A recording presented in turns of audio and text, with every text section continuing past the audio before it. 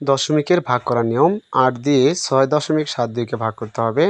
তাহলে প্রথমে আমরা 8 দিয়ে 6কে ভাগ করব। যেহেতু 6 ছোট 8 বড়, এখানে যাচ্ছে না, আমরা কী করব, প্রথমে 0 দিয়ে ভাগ করে দেবো। তাহলে 0 লিখলাম এখানে। তাহলে কত হয়, 8 শূন্য 0। এরপরে আমরা বিয়োগ করে দেব। তাহলে বিয়োগ করলে 6 এবং দশমিকের পরে যে সংখ্যাটা আছে সংখ্যাটা আমরা নামিয়ে নেব, কত 7। আমরা এখানে 7 লিখে নেব।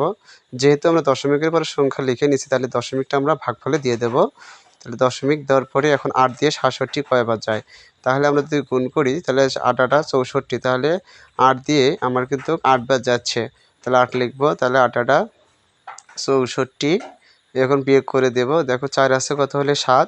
তাহলে 3 হাতে নেই, এবার 2 আছে, 2কে আমরা নামায় নিয়ে আসবো বিয়োগ করে 2।